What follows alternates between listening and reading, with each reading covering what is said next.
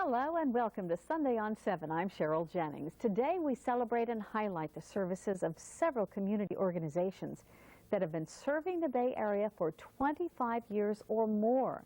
There is no doubt the economy has created funding problems for many service agencies, and some are even in danger of closing their doors. But we hope that our guest today will share their secrets of longevity with us. I want to take a look at our first organization.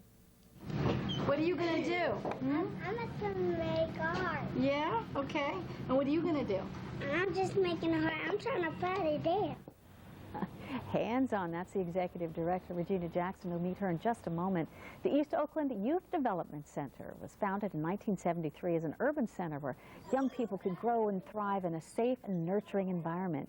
And today the center serves over 24,000 children and young adults with a variety of programs. Now, the staff strives to provide young people with skills, training, and values they need to become responsible citizens and assume leadership roles.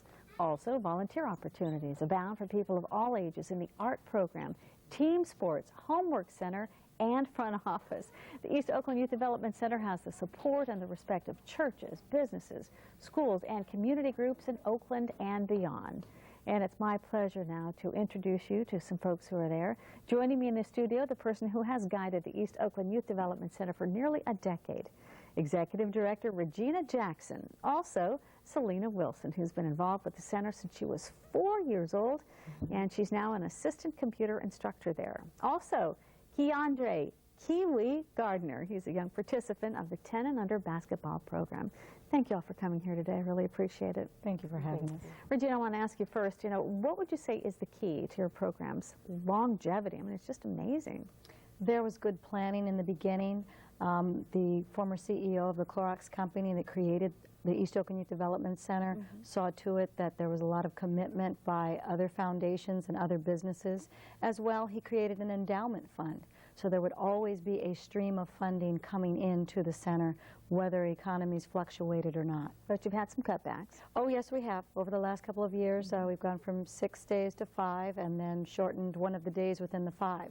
But all with the effort of maintaining good quality programming and consistent programming so that our young people can count on us. You know, what's so incredible is that you start with the little ones, like Kiwi, and younger, yes, right? But you work with their hearts and their minds and their bodies. Yes, we do. So it's like, and you get them on into high school, out of high school, and even into college. It's a very nurturing environment, and we recognize that, especially today, young people don't get to age 18 and then they're just ready for the world. Sometimes that's not happening until 25 and 30. People need support systems, and they need them to continue through the stages of their lives. Oh, plus East Oakland is a very high-risk area for young people. So this must be a haven for them. It is a safe haven, and it needs to be a place where parents and whole families can come and be nurtured and educated. It's often very difficult when young people are learning things that the parents don't know. You want to help everyone support each other. Absolutely. All right, Kiwi, I know you're with the 10 and under basketball group. Tell me about that. What position do you play? I play the point guard and the shooting guard. Point guard and the shooting guard, all right? We have some pictures of the kids playing. Boys and girls play basketball, too. We want to show a little bit of that, and I love that because boys and girls are working together, learning how to work as a team, right? What do you think is the best part of this? Just to It's be fun, there. right, to be there, yeah? Does it take a lot of work? Yeah. A lot of practice? Practice makes perfect. Practice makes perfect. And also, I understand you have to be good on the computers, too, unless, because you can't play basketball if you're not good, right? So tell me about that. I'm on level 10, and I type 15 words per minute. 15 words, and you've only been, what, learning the computer for about a year? A year. And you like it? Yes. All right. Now, I know Selena is an instructor, right? So, Selena, tell me about that. Well, it's really rewarding. It's really surprising. I actually started taking computer classes there when I was 14 or 13. And at the time, it was the youngest group they worked with. And then last year, they came to me with a proposal like, hey, we want to start teaching the kids in the basketball program computers. Do you think you can do it? And I said, sure. So, I was like, I guess. And I remember my youngest student was 6. He's actually Kiwi's cousin, and I was like, can I do it? Can he learn it? And he can, and he actually types about 10 words per minute. And he's 6 years old. So the kids surprise me every time, and it just shows how intelligent they are and that given the opportunity, they can do anything. So. You know, your computer program is actually quite huge. We have had a photographer go over and show us some of. How many workstations do you have? We want to show some pictures of that. Oh, yeah, we have 15 workstations that are available to the students. And some days, you know, I actually have, sometimes it'll be full, and I really hate to ever tell a student, like, we don't have room today. Yeah. But sometimes that's the reality, like, we're full. Oh, that's almost every day packed. So. Now we're taking a look at the kids, and they've got the proper workstations. It looks like wholesome, healthy workstations. Yes.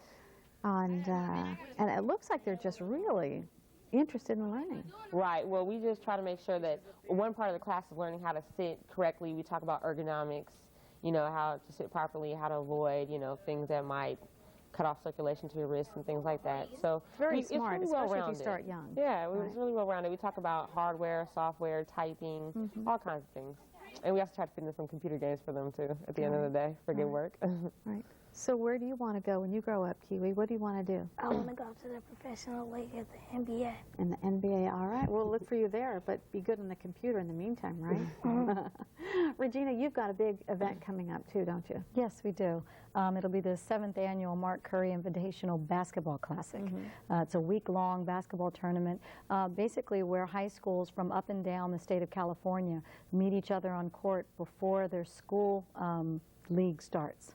So they get to learn, you know, what the positives and the negatives and the vulnerabilities of the teams that they're going to look at all year round. And Mark Curry, who was a participant at the center when he was in high school, who's now gone on to be an actor and comedian, comes back every single year to sponsor that program. Yeah, Mark Curry had a show right here on ABC, too. Yes, he did, hanging with Mr. Cooper. It was a great program, too. All right, now, what I'm impressed is your sports program is much more than basketball. Your arts program is much more than just one type of craft, right? So can you tell me a little bit about that? Well, we think diversity is important in everything, and so our physical development program includes track and field, for which our young folks have competed in the Olympic trials and in university world games.